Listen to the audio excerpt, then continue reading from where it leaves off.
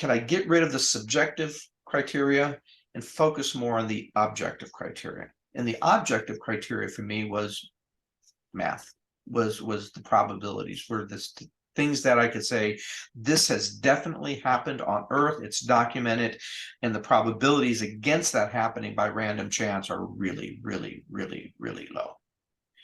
And so now if I take all of those things together, it becomes almost the math is so profound that it's you have to, you either denying it out of a bias because you really want to believe in your bias, or you're denying it out of because you're afraid and you don't really want to deal with that truth. So that was where I started. And from that perspective, I started looking at the seven seals. I started looking at what the it never says that there'll be, the Bible never says that there'll be a leader of the world or one world leader. It does say it'll be a man of lawlessness, that a man who uses deception to manipulate people, a man who is criminal in nature, lying in nature, immoral in nature. It gives all kinds of attributes to what we would commonly call the Antichrist, but the Bible is also clear that there are many Antichrists. Listen to the Vibes. Welcome, everyone, to another episode of Listen to the Vibes. And I'm very happy to welcome back Mr. Guy Morris. Now, if you're not familiar, he is an author, and his life story is incredible. His triumphs, his failures, his comebacks, and I'm going to put the link to the last episode so you can go be a little more familiar with him. But I asked him back because we wanted to talk about a subject that I'm very, very interested in, which is biblical prophecy. Now, you have your theories, and with your brain, you have figured out quite a bit. So I'm interested to hear what you have to say on these things. So, well, how did you get started with the biblical prophecies anyway? First off, Kyle, thank you for having me back. It's a pleasure to see you again and to fellowship with you. And thank you for opening up an opportunity to talk about this prophecy, which is a really important topic for not only Christians, but non-Christians. And what a lot of people don't realize is that a number, the Mayans had prophecies of the end times. The Islam has prophecies of the end times. Christianity has prophecies of the end times. The Jewish faith has prophecy of the end times. So it's not just a Christian phenomenon. It's actually something that many spiritual places, spiritual people have basically come to. Mm-hmm. I, like many people of my age, I'm in my 60s, I got my early indoctrination into end time prophecy came from the Left Behind series. Mm-hmm. Even at the time, while that was a powerful series, even at the time, as I read the books, and then I would read Revelations and Ezekiel and Daniel and the Gospels and try and put my own kind of thoughts around what they were trying to tell me, there was an awareness of me that they were getting some things wrong, that they had built in biases into their interpretations. And biases can come from a number of things. First off, the biases most often happen through the interpretation of allegories. And allegories were simply used because the prophets of old really had no frame of reference to describe what would happen, how it would happen, and so allegories were a way of basically saying something phenomenal will happen and the result will be.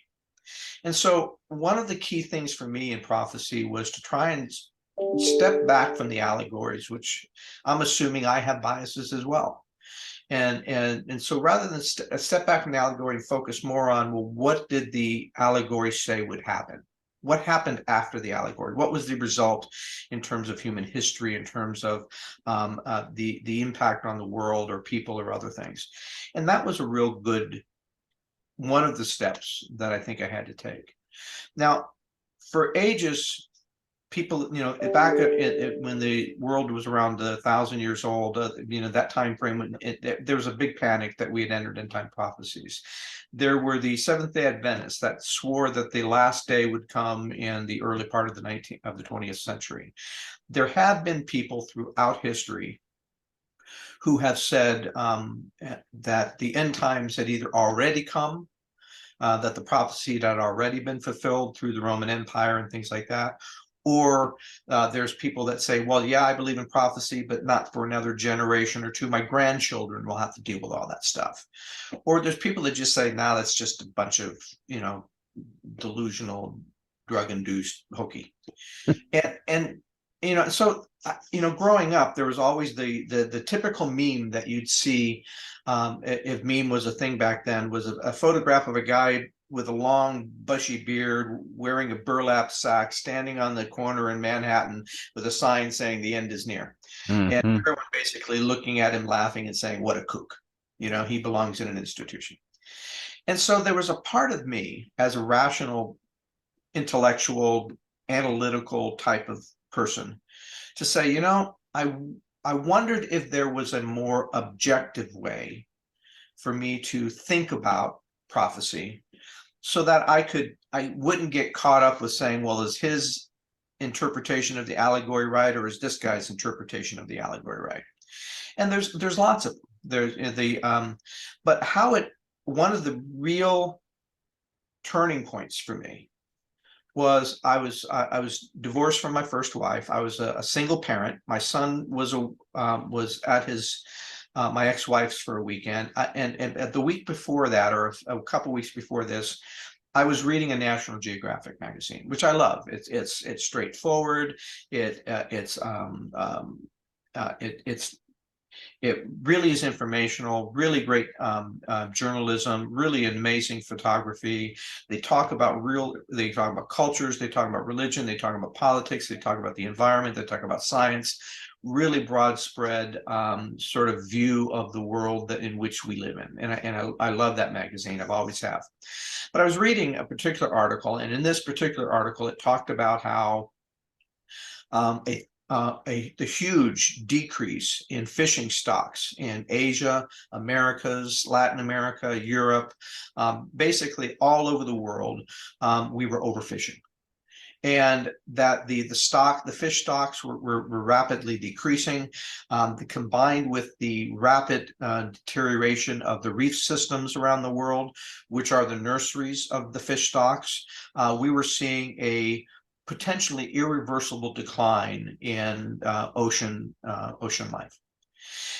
And at the time, I was thinking, wow, I'm not a huge fish eater, so I wasn't like, okay, well, I'm not going to be able to eat tomorrow.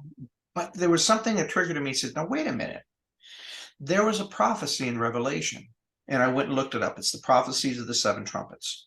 And in the seven trumpets, the allegory is that a flaming rock falls from the sky, and a third of the fish of the sea die, and a third of the birds of the air die, and a third of the beasts of the land die, and I think it was a third or 2/3 of the rivers of the earth are basically poisoned and undrinkable. And this is the wormwood, what people would call the wormwood prophecy.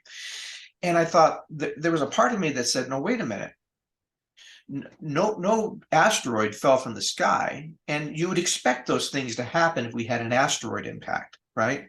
Similar to the one that killed the dinosaurs, similar to the one that started the Younger Dryas crisis and killed off all the megafauna in the North America. And so you would expect that from either a super volcano or an asteroid, but we haven't had that.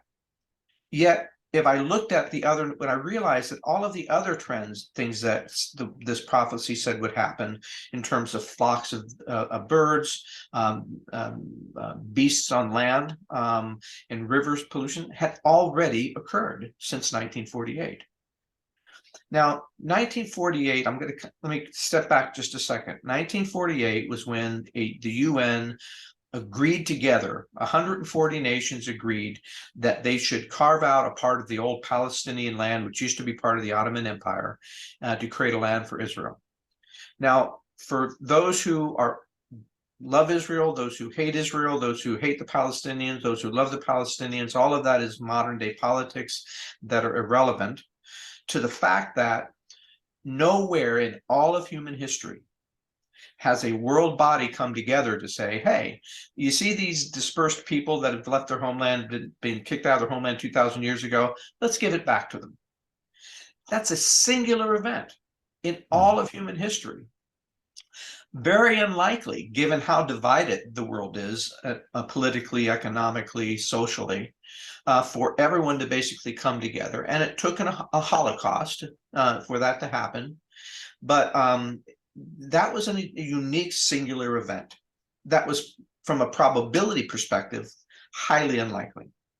But since then, we have seen hundreds, not a couple, not a dozen, but hundreds of prophecies being fulfilled.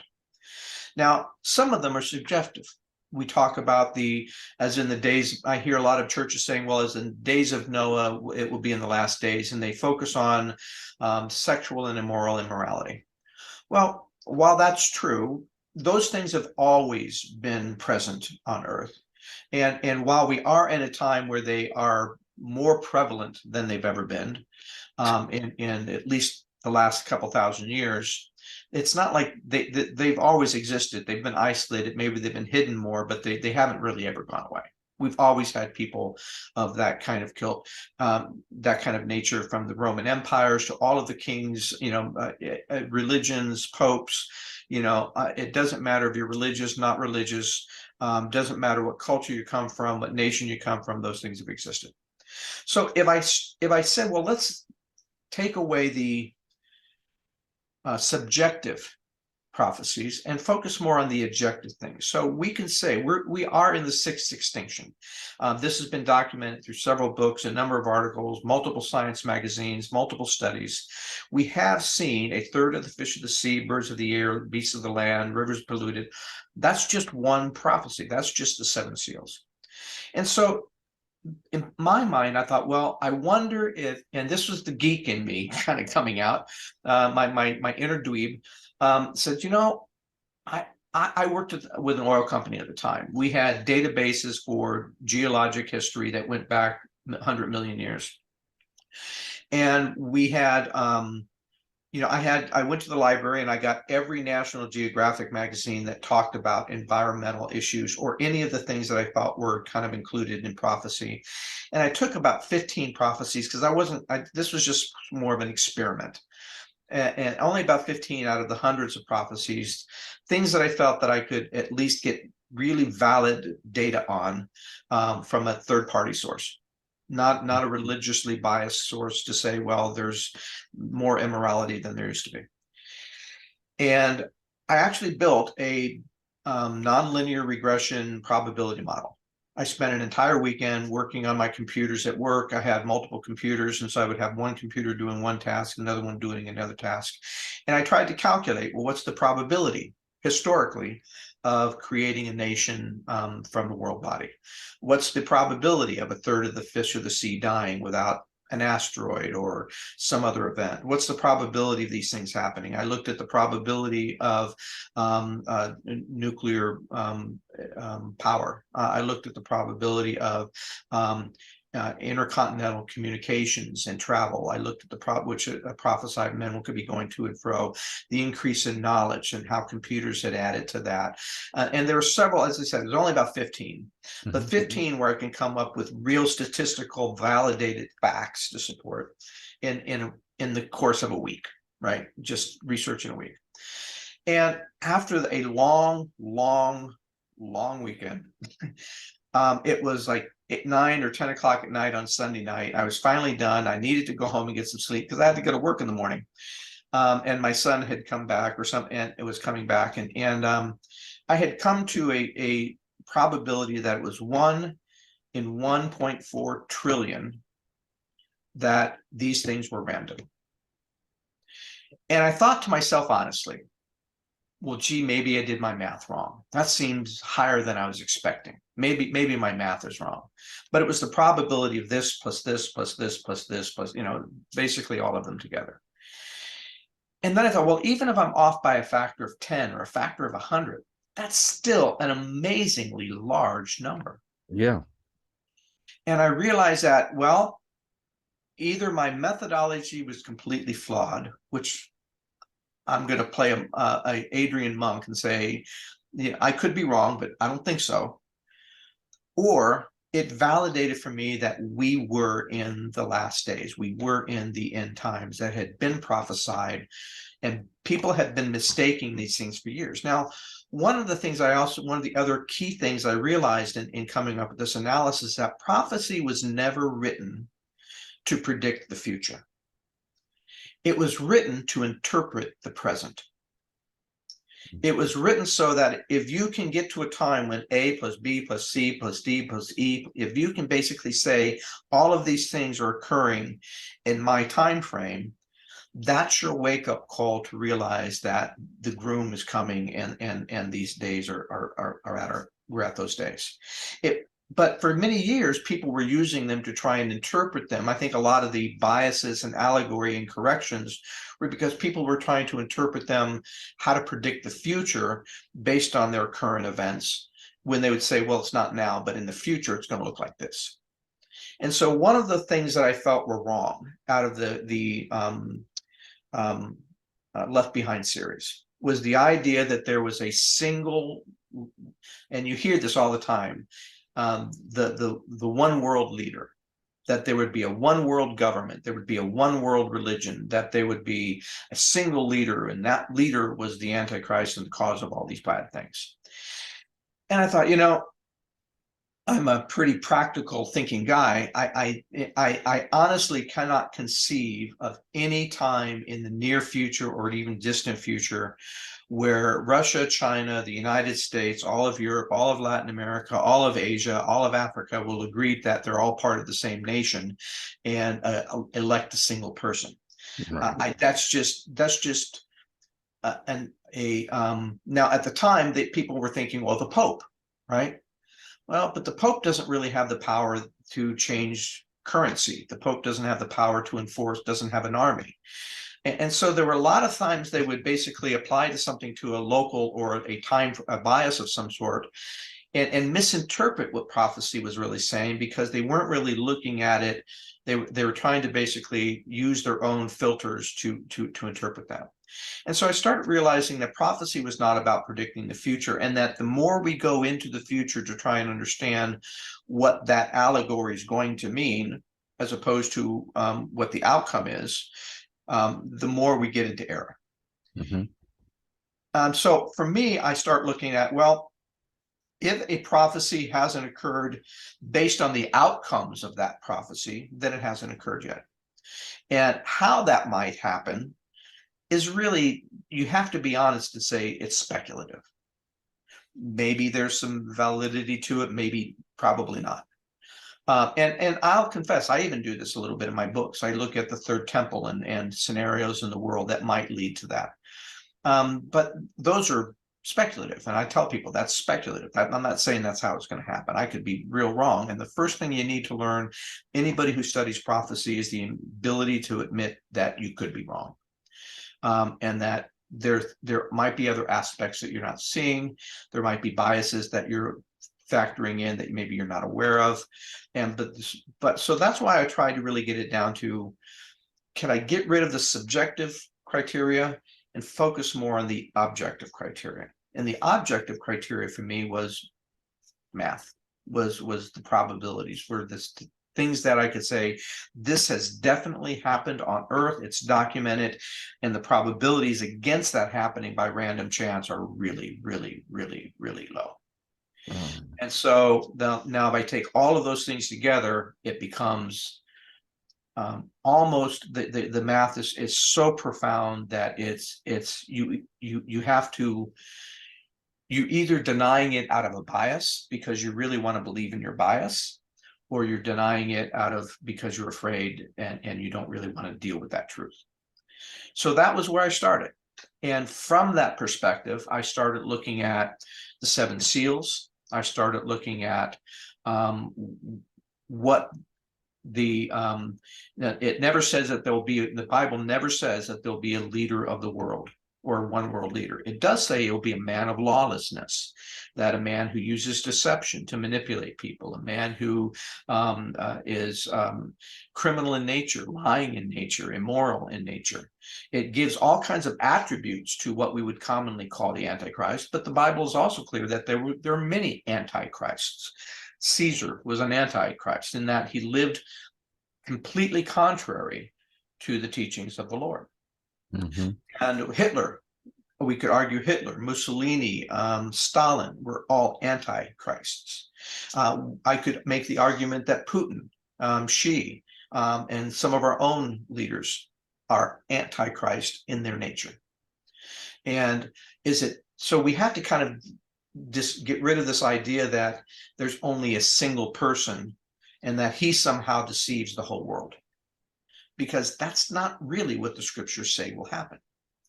And so people think that because that was the bias that was created hundreds of years ago and has carried through. But it doesn't really line up to what scriptures really say. And it's not really doesn't really line up to the facts on the ground during the time in the ground where all of the signs of the times were to come to pass. Now, the other thing I realized was that, and interrupt me if you have questions. Oh, no. I'm enjoying listening to this. Prophecy really has two different major phases. The biggest part of it, most of the prophecies come in what I call the signs of the times. Mm-hmm. The world will look like this in all of these different aspects, and that's there to tell you that the time is near, but not quite yet. And then the second phase of prophecy are essentially the 7 years of tribulation, right? Mm-hmm. So the signs of the times are all the things, and it's a period of time, because if it were to happen just a single event or even a short period of event, our minds are easy to dismiss, right? Easy to kind of, well, that just an anomaly. But the signs of the times are basically there to add up and be so cumulative that we have to then admit that, okay, this tribulation period is at hand. Mm-hmm. And that's why things happen. So Jesus said that this generation will not pass till everything's will not pass until all of these things have occurred. And he wasn't referring to his current generation. He was referring to this final generation. The Bible talks about the fulfillment of 77s. And in 2023 is when we're finally getting to the 70th week of Jubilee, the 70th Jubilee, which is the culmination of the Jewish prophecies of their 7 times their basic Jubilee kind of calendar, right? Okay.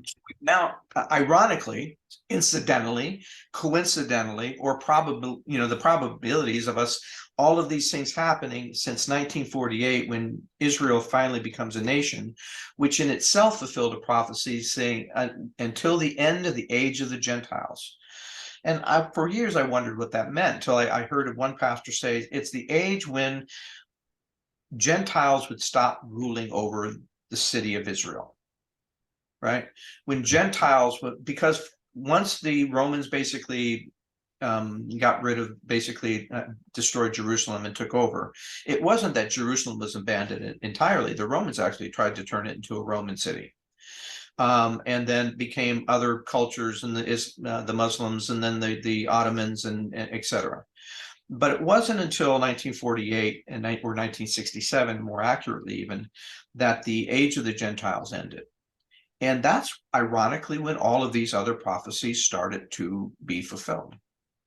And so we get to a time clock, and the age of the Gentiles is the event that says, okay, this singular event in human history will be when we start the time clock. That's your, okay, let's go. And that's your starting point. And a lot of, to their benefit, a lot of prophecy teachers do recognize that aspect of it. And then all of the things happened since are basically signs of the times, right?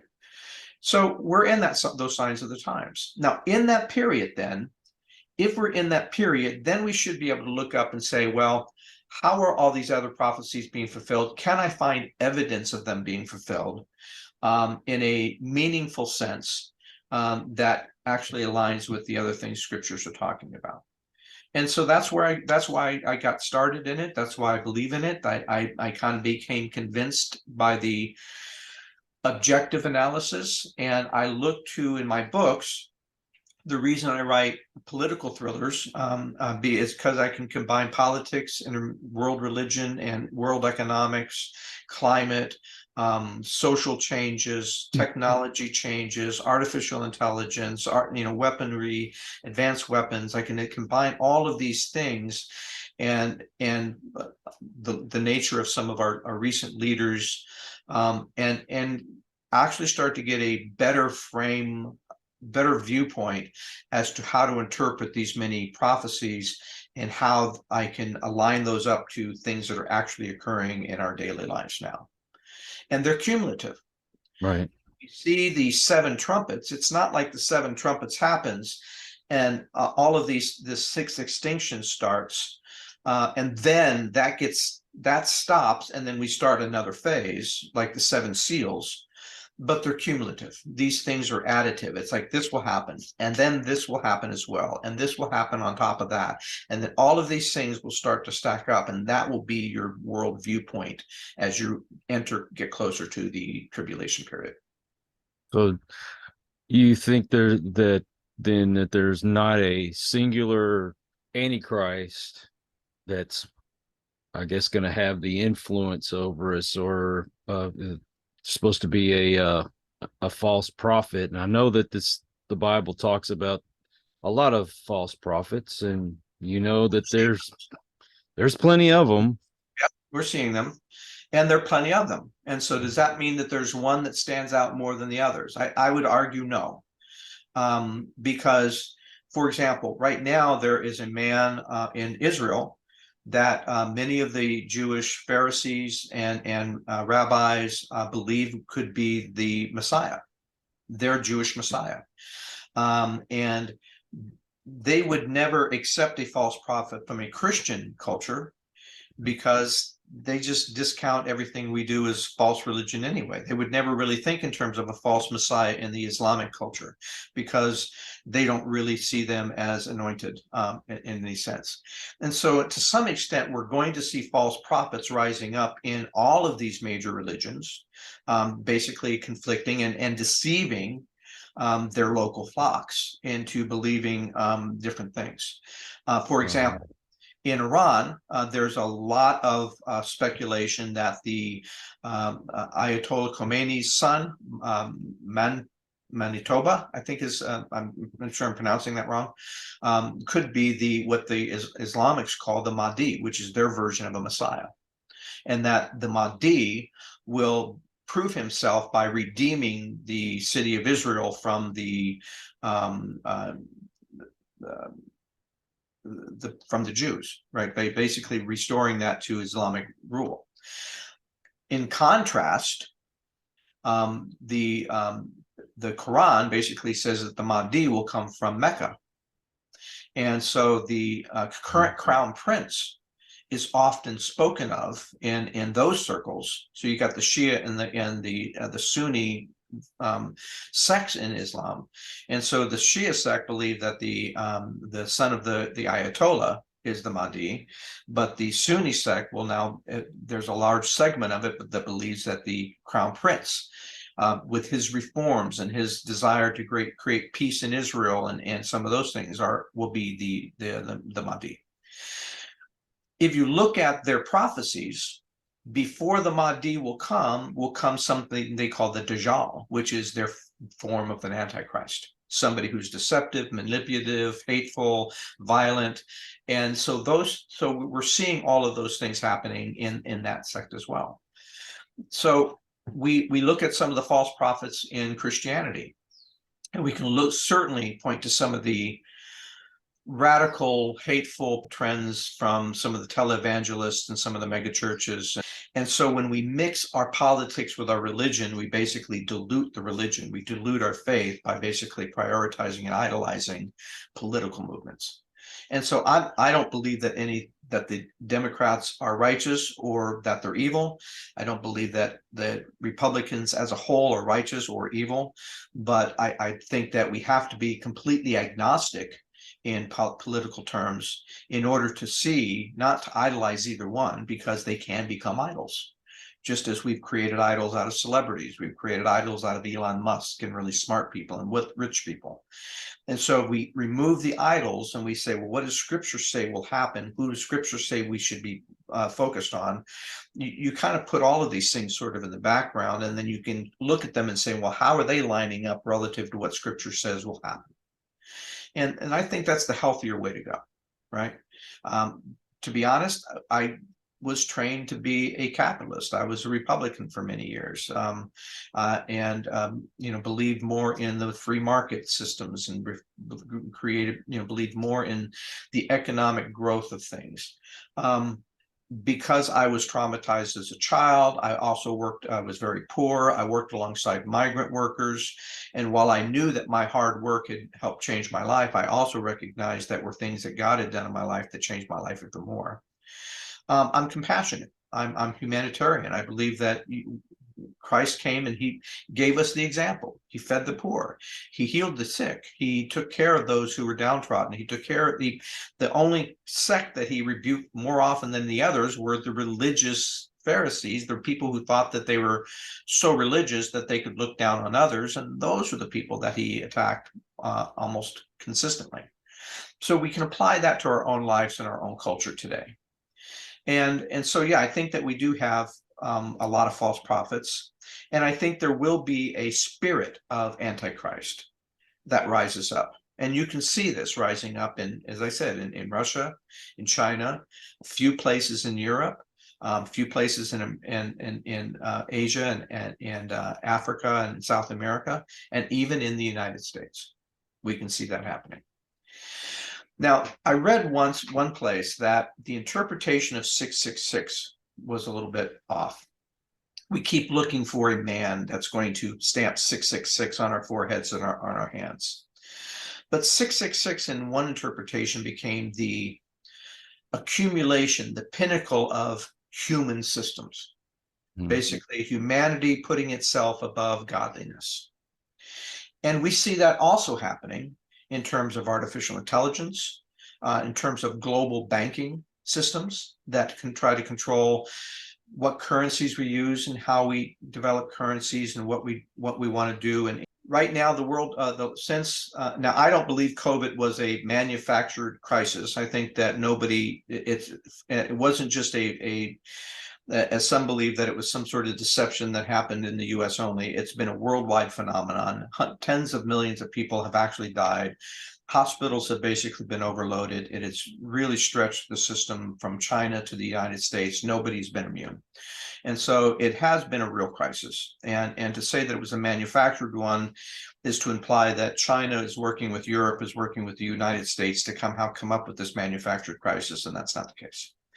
But it does say that in prophecy, in the seven seals, that there would be a pestilence, there would be a pandemic, and it would be global. And I point out to people that even the Black Plague was primarily focused on the European continent.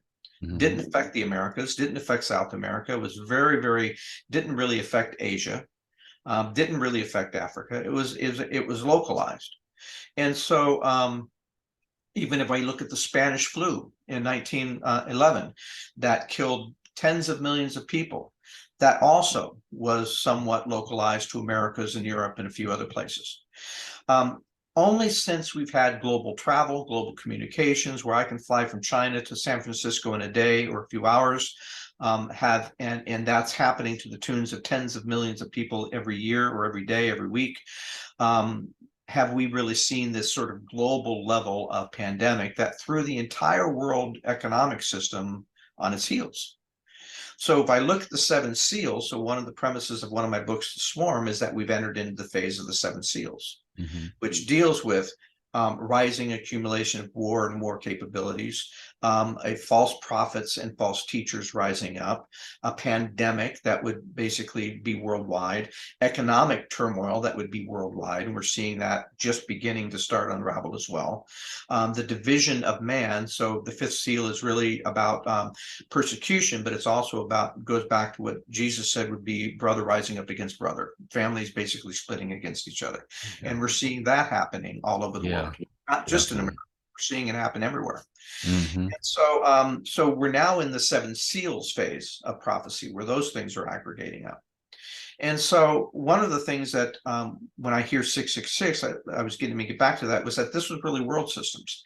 And we, in the last few years, the World Economic Forum, which includes most of the dominant world economies, have basically said, in part because of the instability that's been going on in America, the appeal of using the US dollar as the primary form of global transactions, trade, and currency has lost its appeal. It's especially when Congress threatens to basically send us into default if they don't get what they want, right?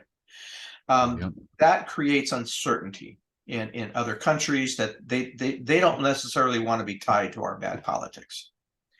And so the World Economic Forum has now said, well, we now have the capability of having a global digital currency. And the global digital currency could be actually implemented based on artificial intelligence and computing systems that didn't exist even 10 years ago. Right. Right. So we've now reached the point where the idea of a global digital currency is realistic. Yeah. And in that currency, they will talk about, well, we'll be able to stabilize trade, we'll be able to stabilize transactions, it'll move faster, we'll be able to isolate criminals faster, but that also means they'll be able to implement sanctions faster and more comprehensively. They could be used to expose covert operations from every government more easily. It could be used to say, well, you didn't pay your taxes, so now we can freeze your accounts. Or you didn't comply with something we think you should be complying with, so now we can control whether you spend or buy or whatever. Frightening capabilities. And if you believed that the world systems were stable and moral and humanitarian and compassionate and would never do anything that would put banking concerns over the concerns of regular people, that might be an okay thing. There's a lot of people who love digital currencies. They're really popular right now. We've really lowered the threshold of a currency backed by an actual government or banking system that actually has value. So right now, most of the digital currencies are pyramid schemes. They only have value if they can get more people to buy into them. And that includes, there's right now 40 countries that have their own digital currency. Criminals and criminal organizations largely use digital currencies to hide their transactions from banking systems and the controls there. But as that becomes a governmental system, that creates what we see in scriptures described as the mark of the beast. Mm-hmm. So it's not that a person will implement these things. That was a false interpretation. It never said a single person would be this one world leader. It talks about world leaders, which I could say Macron is a world leader. I could say our President Biden is a world leader. She is a world leader. You've got basically the G7, which is the largest economies in the world. Yeah. Right. Now, ironically, when we look at the beast, if you look at Revelations, that actually talks about two different beasts and two different dragons. So, and because we didn't have a way of understanding these things in the past, artists have painted these weird pictures of creatures with multiple heads, and part this creature and part that creature. And actually that focus on the analogy from the creature perspective is one of those things that gets us off, right? That gets us off base to looking at what it really exists. Right. But if you look at the characteristics of let's talk with the beast of the land first. The beast of the land, if you look at the characteristics, I could argue that there's an alliance that's developed now between Russia, Iran, Turkey, and China that fits all of the characteristics of that beast. And the China comes in because it says it has the voice of a dragon, which has been allocated, basically a symbol of China for many, many, many generations. And in fact, if I look at the reality on the ground, because of the current Ukraine war, Russia really doesn't have a lot of power. Its money doesn't really carry much weight by sanctions and other issues elsewhere. China already has a digital currency that Russia is now using for international transactions. Oh, wow. China also has their use of AI has focused on citizen surveillance. They can basically monitor you, what you shop, where you go, what you say online. They can correlate all those things together to decide if you're a good citizen or a bad citizen, and then they can punish you economically by jobs, by restricting your currency and other things, whether or not you're a good enough citizen. What most people don't know is that China has already sold that AI system, that AI surveillance system, to 60 countries around the world. Oh, wow. Mainly in Asia, Africa, and Latin America. But US cities, some more radical US cities have also thought about using it for control of crime. Now, why you have to watch 99% of the people to find that 1% of criminals is false thinking, in my view. Yeah. But it's part of that beast of the land. So if you think in terms of the beasts as economic and military alliances, we now can see them. We now can actually define them. When we look at the other beast, the beast of the sea, the one with 7 heads and 10 crowns and 10 horns, well, we look at the G7 economies. And those economies basically tied, those are the heads. And with those economies tied to economic and military alliances, for example, in EU, and there's 10 monarchies that still exist within Europe and the G7 alliances, including Japan. So there's 10 crowns. And then if you look at their financial systems, there's 10 major financial centers between all of those countries. And if you look at banking being that thing that basically holds all of these things, we're not going to have a single government, but we do have a single international banking system that connects the US with Europe, with Asia, with Latin America, with every place else. And that's the system that now controls our dollar. Most people don't understand that the Federal Reserve, the Bank of England, several other major world banks aren't public banks. We don't own the Federal Reserve. The Federal Reserve is actually a privately owned entity that was created with shareholders that are hidden. So we don't even know exactly who the shareholders were that started the Federal Reserve, because it's been sealed. And so we now have sealed banks that are owned by a handful of global oligarchs that control many of the economic and other policies in most of the major nations within the G7. So we do have the systems that were set up in prophecy, and we can look at now the interactions between those systems of how we set things up and how they interact with each other. And as that's basically occurring with Ukraine and sanctions on Russia and divisions between, alliances between Russia and Iran against Israel, we can now start to actually see these things taking place and coming to pass. Yeah. In very practical, real ways. Now, when people say, well, it's going to be something on the hand or on the forehead, I say, well, it doesn't, for many years, people say, well, it's going to be a chip, knowing that most people would never accept a physical chip in their body. But what they have accepted in huge, enormous volumes is the idea that I could use my facial recognition or a thumbprint or biorecognition as a security measure to access my phone or access my computer and other systems. And so we do see the technology now rising up to basically implement the basic parameters of what we're told to happen. So look, go ahead. Let me ask you something. If it is, facial recognition and fingerprints, okay, without that knowledge of that being the mark, say someone like me who uses facial recognition for my phone, have I already fallen into that? I think a lot of people have in ignorance. I refuse to use any biometrics as my security measures. And I'll argue it from a very practical way. I was in technology for many years. if somebody hacks my email or hacks my password for whatever, my email, my any of my sites, I can change my password.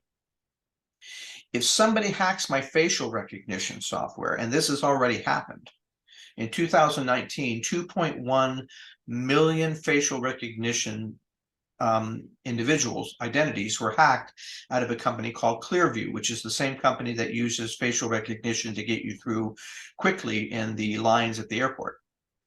That list, those identities were sold on the dark web. Those people will never, I can never change that aspect of my digital identity. And so anywhere that aspect needs to be used, I could basically use those files, those digital files, to replicate that person into these areas, including a lot of government agencies. So I tell people that there are two reasons, and whether that's the mark of the beast, I don't know. I could be wrong, but it fits many of the characteristics. But either way, I say that I don't use it. I don't recommend it, because anything is hackable. And if it does get hacked, if it does get stolen, I can always reset a password. I can never reset my facial recognition, right? And so I advise people to either stop using it, delete the files on their phones if they have them, but they're already in a computer in a server someplace. But as we move towards these digital currencies and these world kind of systems, I tell people that they really need to be very aware of those, because those could be part of what we're really seeing as mark of the beast. God, I hope that's not, because I mean, if I would have even knew for a hint that was a mark of the beast, I would never have done it in the first place. I don't want it to be, well, it's too late for me now. I don't think it's too late, because I don't think it's something, I think it's more about, I think the Lord knows intent. And I think that if we're willing to repent of something, I think we can be recognized for that, and not buy into that system, and not buy into the larger issues. Yeah, So I do know, I'm sorry to cut you off. I watched a demonstration of how they do have these things that they're implanting in your arms, and I'm assuming you could put it in your head too if you didn't have arms. And it's got every bit of information that you have. I mean, from social media to your banking, everything possible is on that chip. So that would, to me, I figured that was the way it would go.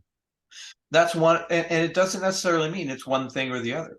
Mm-hmm. It could mean that it's all of these technological means of controlling our identity and our activities. Right. Right. So any of these electronic means that basically can control everything. Now, we live in an age of computers. I use my computer all the time. I do business, I write, I research. But maybe the people that are really safest in the long run are the people who are completely disconnected from all that and live in a rural agricultural environment, which is impossible, nearly impossible to do in this day and age. So I focus more on being aware spiritually. Again, we talked about political idols, we talked about celebrity idols, we talked about technology idols. Being very aware not to put any of my faith in any of those things, and to be cautious of all of those things. Mm-hmm. Because this is sort of it's not that there'll be one thing that will be the thing. It's a growth of these things that basically create this environment in these last days. And so, yeah, just for other reasons, I don't recommend bio identity for security, because, as I said, they can, like anything else, they can be hacked. And now that gets us into artificial intelligence a little bit.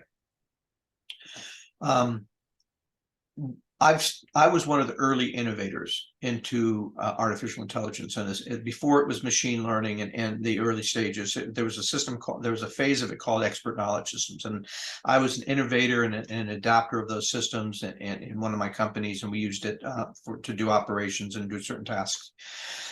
And it was before I really started understanding prophecy and all these other things as well. But we've now reached the stage with artificial intelligence, and it's advancing extremely fast, much faster than I think some people really want to admit. You've heard recently about ChatGPT, which is an open AI platform that's language-based, language and human knowledge-based. So it's similar to the character I've created in my books called Sylvia, in that it can speak and articulate and communicate and mimic other personas, mimic ideas, reflect back what we'd want to say. It's not always 100% accurate, which people have to be aware of. There are ways to sort of detect what might be AI written versus human written, but it's a scary advance in that technology. It's not very good at math. It can't really do sort of the probability models that I had done and other types of things, but it's a scary aspect of where we're going. There are roughly 12, 15 companies scattered around the world between China, Europe, and the United States that are actively working on one of the next phases of artificial intelligence development, which is conscious or sentient AI. Which means that an AI can converse with us about any topic, but is also self-aware of itself and how it is different than people that it's speaking to. So, I'm going to ask you something real quick before you go on. Have you seen the new app that comes up? It's artificial intelligence, but you type in or you That's what I just them. mentioned. That's ChatGPT. Yeah, and it's say like you want one of the examples was like you wanted a Ninja Turtle sitting in a bar, and it paints a picture for you. Yep. Oh no, those are but those are other forms of the creative. But it's about the same thing, right? Very similar, and basically just using visual cues instead of literary cues, right? I'm sorry, I didn't mean to cut you off. I just No, was that's curious. another good example, right? So we're now seeing that AI are being designed especially for doing, basically creating visual cues. There's also AI that could create realistic renditions of people and morph those things. You can actually get videos of an AI morphing between a red-haired man with a beard to a brunette with blue eyes to a African American to the different types of genres, different types of heritage, different types of genes, different types of looks, and that they can basically replicate humans. Now, one of the things in my last episode with you, I mentioned that I had discovered a program that had escaped the NSA. One of the attributes of that program that turned out to be true that I had figured out was that it could use what we now call the deepfake video technology, the ability to take Kyle's image and his voice and then pretend to say something that Kyle, using this technology, to use your image and voice and make you say something that maybe I'm making you say. That's the same sort of creative type of technology that's being used to create artwork, to create creative endeavors like novels and things like that. Here's the one thing that we can say about all of those different things is that they're derivative of styles, art, pictures, images, words, history that are already exist. They use massive data points. So for example, the current version of ChatGPT uses, I think the number is 175 billion data points. The next version, ChatGPT 4, will use close to 100 trillion data points. Wow. The more data points that it uses, the more accurate it becomes in reflecting back at us who we are. Yeah. Now, that's an important distinction because it can do so from a analytical perspective. It can do so from a literary language perspective, which is how we communicate with each other. It can do so from a visual, artistic, creative perspective. It can do so from a persona replication perspective. And if you think about how all that fits together, and how that system is also the same system that would enable our weapons systems enables our cyber and national security systems, would enable banking systems, especially as we go to a global digital currency. That cumulative aggregation of neural networks and systems and data points is what I believe the Bible's referring to as the image of the beast. The image of ourselves being reflected back at us, starting to take control over our daily activities. Wow. There's another app that I saw, and mind you, it's crude looking, but it's still quite remarkable that they could do this. They had a picture that looked like something back in the 1980s. This kid, and they were playing music in the background, and this kid's all of a sudden looks like he's singing to the song. Mm-hmm. Like I said, it's still crude looking, but it's still something pretty remarkable to look at. Well, the crudeness really doesn't come into from the application. It comes into the power of the computer using the application. So that crudeness can be smoothed over with a more powerful computer. Wow. So most of those kind of things that look crude like that are being done by a normal personal computer. But if I took a supercomputer, if I took a more powerful computer, I could actually replicate that in a way that most people would never be able to discern. And so we're reaching that point. We're now getting to understand what the image of the beast might start looking like, and how it is our image. It's reflecting us. It's reflecting what we think and what we say and how we work and how we do business and how we secure ourselves and how we go to war and how we do our banking. It's starting to basically filter into all aspects of our modern life. And that's becoming our image. And that will be the same system that enables global currency, that will enable, and we're seeing it with chat GPT and all these other things, misinformation and deceptions, that will enable more advanced lethal warfares.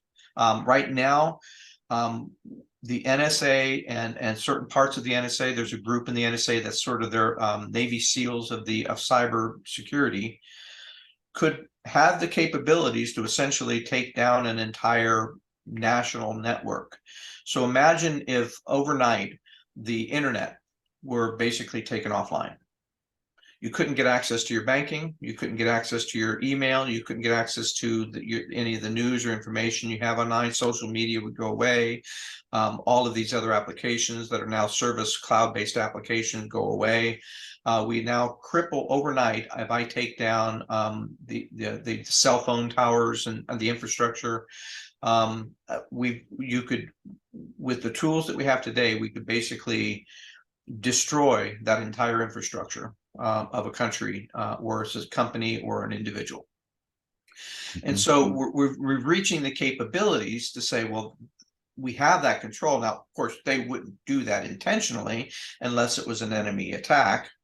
But the fact that they have those controls, we can't assume that it will never be used for some kind of purpose. And again, I don't really associate any of this with either Democrat or Republican. I used to be Republican. I'm now agnostic. I can't believe in the extreme left, nor can I believe in the extreme right. I'm much more of a clear moderate. If somebody's a criminal, they don't belong in office. I don't care what color they wear. There wouldn't be nobody in office then.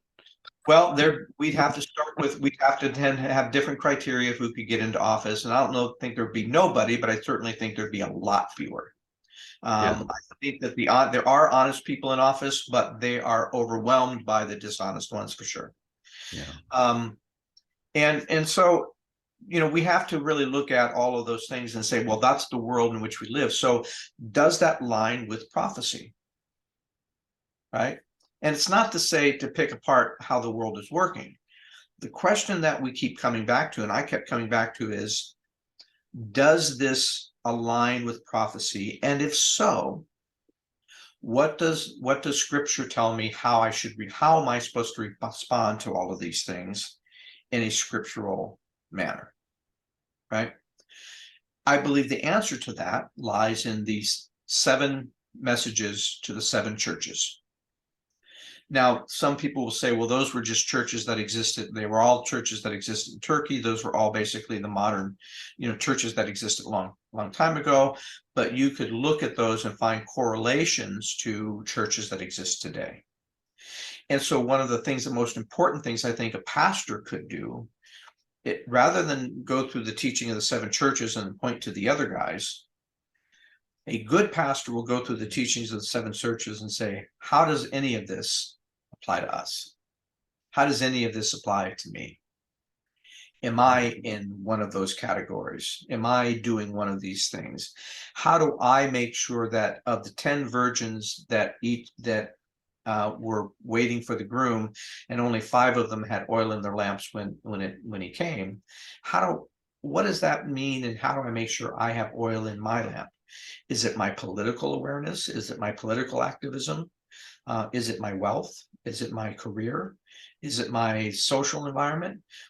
Or is it what Jesus said, my ability to basically love everyone, regardless of where they come from, how they got here, or what they believe, right? How they look. Can I love my neighbor? And in every example, when the Lord taught us to love our neighbor, he used an example of someone outside of the accepted Jewish community, to basically tell them loving your neighbor means loving the other, not just loving those who are like you and your family and that believe like you and look like you and acted like you, but loving the other. And so when we look at the scripture, if the correlation to all these things are lining up to a level where the probabilities of it happening in a single generation are just astronomically low, and if we believe that we're in that time, then we change our perspectives. We start saying, well, I'm not going to be, the best thing I could do is just be a watcher, where I'm looking at my own views, looking at my own world, looking at my society, looking at everything with a filter of, how does this line up with prophecy? And what do I need to change in order to have oil in my lamp if this is the truth? And that, I think, is the true lesson, the true motive, the true reason behind prophecy. And there are more prophecies about the last days than there were about the coming of Christ. There's more prophecies about the second coming than the first. And it's because we would live in this complicated world with so much information coming at us all the time, including in the information we get from our news channels and the disinformation that we get from them mainly, right? And both right and left have fallacies. Some of them, they sometimes get a little bit in the middle where they're both right and they're both balanced, but a lot of it is really kind of off. And so I actually for years I would routinely watch news from at least 6 different sources, because only by doing that was I able to say, well, these guys have a bias over here in this part, these guys have a bias over here on this part, but here's where they kind of intersect, and this is probably where the truth lies, somewhere in here. Yeah. And so I cultivated it for myself, and realizing all these things. Once I did that initial model, I started cultivating for myself the ability to be able to see things from multiple different perspectives, hoping that only in that sort of Zen diagram intersection will I find the core elements of what it might be true. In order for me to filter out those things, I have to be able to make sure that I'm getting only the correct information about what's going on, and then use that as a way of filtering. Okay, what does scripture say about that? What does prophecy say about that? Is that something I should be worried about, or something I should just be dismissing? I almost never go to movies anymore, because I can't really, it's too hard to filter out all of the disinformation from the information about relationships, life, etc. I barely watch any TV unless it's some of the old stuff where it wasn't as weird as it is now. And I do a lot of my reading is either novels for my genre that I like, but most of those are based on some sort of true factor, or it's research into my books, for my books. Now I have lived a great life. I've flown all over the world. I've flown in corporate jets. I've worked with generals and CXOs. I've stayed at 5-star hotels and eaten at 5-star restaurants. I've gone sailing. I've gone diving with sharks. I've recorded with written songs for Disney. I've recorded my own studio. I can say I've lived a good life in spite of my post-traumatic stress and my other emotional issues that I had and things that I had to overcome. Yeah. And so I was poor. I've worked alongside migrant workers, and I've worked alongside billionaire corporate executives who looked really good in their Time magazine article, but I knew them to be greedy and narcissistic and self-serving and only after themselves. So I've had the honor of basically living both extremes and kind of finding those places in the middle that are separate from what we would see and idolize in the media. I'm going to trust God, and if something evil happens to me, He's going to get me through it. But I'm not going to respond with evil. And again, we're at a stage, we're in this period of the signs of the times to say, and I ask people, I sometimes, if you knew, if the doctor came and told you you've got a terminal disease that we can't treat, you've got maybe 7-10 years to live, would that change the choices you make in life? And with that, what kind of changes would that be? Would it be to indulge in sort of the hedonistic form of life that you would want, or would that change be to try and care for the people that you might be missing, or to try and clean up your spiritual act? And so we all have choices, and the prophecies, the signs of the times, are there to give us the heads up. Something's coming. It's going to get worse. And how are you going to respond when it does? Are you going to close off, or are you going to open up? And I think that's the choice that we're being asked to make right now. I think that's why there's so many signs of the times, why it was an extended period of time that we should be getting these, so that we could get this aggregation of facts and data that should help us lead us to this conclusion. And there are a lot more Christians today believing that we've entered into these times than there were when I was in my 20s. So there is a greater awareness of what we're doing. And I think that there are some good teachers out there, and some, there are some teachers, like all of us, we have biases that where I don't necessarily agree with everything they teach. They'll filter in, I think, a political agenda with that. I try to keep away from the political agenda, saying, well, I don't believe I think America's just a country. I don't think God has anything special for us. If I look at the facts, if I look at the interpretation of scriptures, we're part of the beast of the sea. We're one of those 7 heads. And so there's nothing special about America that God says, I'm going to bring havoc to all the world, but you guys are special. That's not scriptural. So we have to see ourselves as we're part of the beast. Our systems are part of the beast. It's not that a country is going to bring salvation. It's not that an ideology is going to bring salvation. We can only make those choices about how to respond as an individual. And we really needed to get it down to that level in order to purify ourselves from all those other agendas. And that's where I think we are. I think the evidence is and people ask me if I really believe we're there, and I say, well, I didn't when I was in my 20s, when I thought everything was really subjective, but I've been able to really kind of discern all of the objective things that are coming to pass that line up, and the mathematical probabilities that all those things could occur in a single generation are just astounding me, and I'm a math guy. And so, yeah, I believe that. And then the question becomes, and this is where we can have debates. What does it mean? How should we respond as Christians, and in that time frame? What should be our Christian response? Now, one of the other things I want to touch on real quick that comes up all the time is the rapture. There are 3 theories of rapture that are taught. One is that the rapture will happen before the tribulation happens, which basically says Christians, it'll get bad, but only people who aren't Christian will have to suffer. Some people say, well, happens midway through the tribulation. So yeah, you'll have to suffer some of it, but not the worst part of it. And then there's people, there's a philosophy that says that no, the rapture will happen when the Lord comes at the end, and that we will go through these times as well. Now, there's a good guy. There's another prophecy teacher who I like this guy, but I don't love him because I think sometimes his politics get too enmeshed into what he's teaching. But he happens to have a pretty good teaching. He actually teaches on this rapture subject.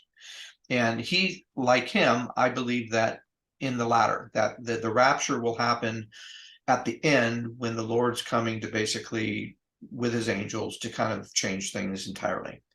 And I say that for a number of reasons. One is I think that that's what the scriptures teach. Two is that all the times that Jesus, basically, that the scripture prophecies warned the Jews about their own demise, he didn't save them from that. They had to, in order to basically get rid of their own hypocrisies, they had to go through those times. And it was how they responded as individuals, not as a nation, but as individuals, that really defined how they would basically be judged. And so I think that we're going to have the same situations. Now, we see things happening. We see the rivers of the world being polluted. We see loss of fish stocks. We see all these horrible things happening, but they happen unevenly, right? I happen to live here in the Northwest, where the current droughts aren't affecting me as much, where climate change is moderated because I'm on an ocean climate that basically it's not as wet as it used to be. It's some days it's colder, but it's on average warmer, but it's not really affecting us in the way that it's affecting Latin America, where it's affecting Africa and other places. So how prophecies apply, it never says that everyone's going to experience it in the same way. There are ways for parts of our culture to cushion themselves from these impacts. The people who are super wealthy really don't suffer when the economy falls. It's the people who are marginalized that suffer more. The middle class suffers. And so you could argue that just because things are getting worse and worse and worse doesn't mean that everyone's going to suffer to the same extent. And in fact, the scriptures are very clear. It says, those of you who will persevere to the end will get a reward, right? So it says you're going to persevere through this to the end. And so I try to discount the ideas that somehow we're going to be raptured out of all this, and so we don't really have to worry about how the world's getting. But I also caution people to say, just because you say you're a Christian doesn't mean. It said there were 10 virgins with lamps. Only 5 of them had oil in it. Only 5 of them were prepared. The scriptures are very clear that there will be 2 types of people coming up to judgment. And there will be a type of people that says, Lord, didn't we do great things in your name? And he's going to say, I never knew you. Because you were proud, you were puffed up, you had animosity, you didn't love your brother the way I told you to. You didn't really know me. You knew the religion about me. You were very religious, but you weren't obedient to the word. You weren't obedient to the example I set for you. You didn't take up your cross. You didn't lay down your will. You used my name to justify the things that you wanted, the way you wanted them, when you wanted them. And so there were going to be other people that come and say, well, he said, you fed me and you clothed me and you did these other things. And they're going to say, what? When did we do that? Because they weren't aware that they were doing that. Their humanitarian efforts were for God. They thought they were just looking out for their neighbor. And there are going to be people who really don't puff themselves up, who really don't see, who like you and I see our flaws, as well as the few minor places where we've succeeded, but focus a lot more on how do we become a better person in ourselves? How do we basically, in being better in ourselves, mean being better to others? And there are going to be people who are more humble, who are more obedient, who are more compassionate, who are more loving. And those are the people that are going to enter in. And so just calling ourselves Christian, just saying, oh, I go to a Christian church, isn't the ticket that many people think it is. because scriptures are very clear. That's not how it's going to work. And so as we're making these personal choices, going through the Revelation's teachings to the 7 churches, we should be, I try to go through those and say, Lord, and I can't say, well, just because I might meet the criteria of one church doesn't mean I might also meet some of the criteria of other churches. These are the ways of saying, these are the ways that Christianity will be distorted by our our sin, by our hubris, by our politics, by our culture, by our greed, by our fears. These are the things that we need to look out for and the things we need to repent from. And when we read the scripture that Jesus says, behold, I stand at the door and knock, it was never at the door of an unsaved person. That scripture is part of the teaching to the 7 churches. To say, I'm calling you as a Christian, saying, I'm standing at the door and knocking. And it's not to the unsaved. He's calling to those who are saved, who believe they are saved, to basically say, this is your chance to make a change.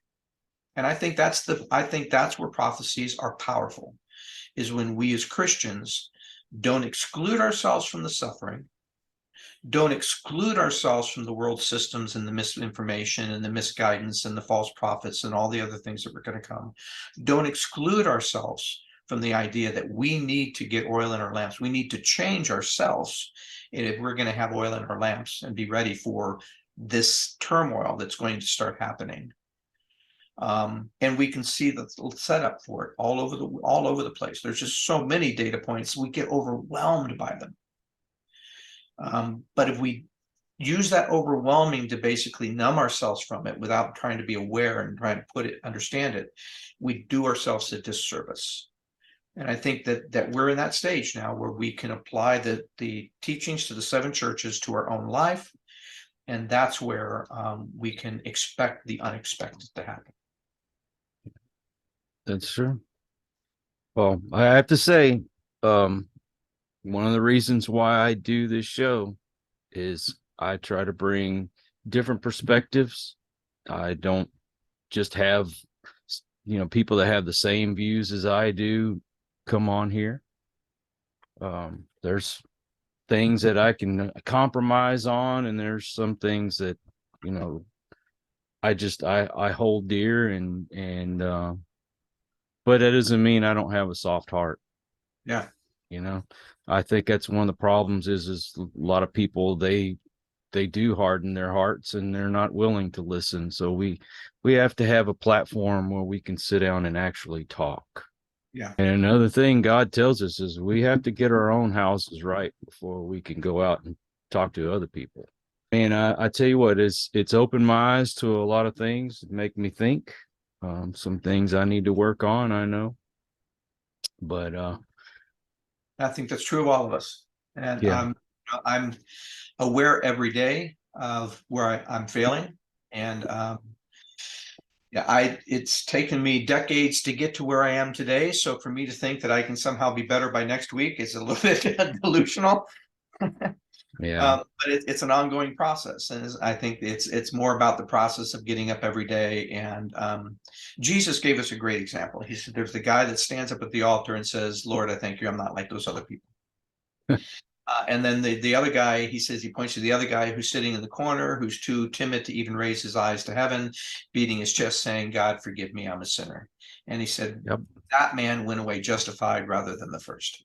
That's right. And every time we get to this situation where we think, thank God I'm not like the other people, we are in danger of not being the second man, of saying, well, I should be looking more at why I'm not what I should be to begin with. And even if I'm better than somebody else, that doesn't mean that's who God wants me to be and where I'm supposed to be. And that's the place where we need to constantly push ourselves to be in. Yeah. It's not a comparison to ourselves, to each other, that Christ calls us to. He said, I call you to basically be obedient to my word. I am the word. I'm calling you to pick up your cross, to love your God more than you love your country or your citizen or even your own, life. And I'm calling you to love your neighbor all your neighbors, every color, every blend, every creed, everyone, to love them as you would want to be loved. And that means compassion, that means understanding, that means loving people that believe and think differently than you do, and not letting those barriers, taking down those barriers in order to, if Christ died for everyone, then, and we're not willing to basically take down the same barriers, we're not picking up our cross. Right. That's where I think that's where I think that our tribalism has gotten worse in some ways over the decades and over the centuries.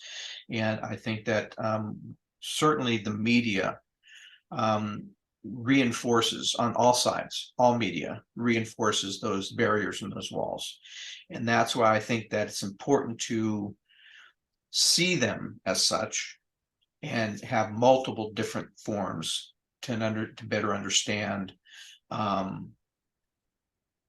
where that central, we need to have news. It's good to be informed about what's really going on. It's bad to be informed of people's opinions about what's going on. And we need to be able to get enough news from enough sources to separate the fact from the opinion. And the opinions are just something that other people own. That's going to be their problem at the end of the day. I have to form my own opinion about the things on the left that I think are wrong, and the things on the right that I think are wrong. And then focus more on not making either one of them correct, because they never will be. Focus more on, how do I change? How do I, what is it that I am supposed to be working on? If I'm in the corner beating my chest, afraid to look up to heaven, what is it within me that needs to improve? And if I fail today in improving it, and I can get up tomorrow, and if I fail tomorrow improving it, I can get up the next day and try again. It doesn't matter. It's not about reaching perfection. It's about walking that path. Yeah, that's right. Well, Guy, I appreciate you coming on, and it's been very extensive, but it was a great conversation. Thank you. And as I said, I'm hoping it'll help people to open their eyes and think about it. My purpose is not to convince them what to believe, but to basically open their eyes and really accept the time we live in, and to really use that as a catalyst to search their own life. And I also like to thank all of you out there. If you are new to the channel, well, I thank you for watching all the way through, and I hope you'll come back. Please hit that subscribe button. For my regulars, I appreciate y'all, because you make it possible for me to do this. So until the next one, everyone, please take care. Be kind to one another. God bless, and peace. We hope you enjoyed this episode of Listen to the Vibes. You can catch us on Buzzsprout or wherever you listen to your favorite podcasts, and on YouTube.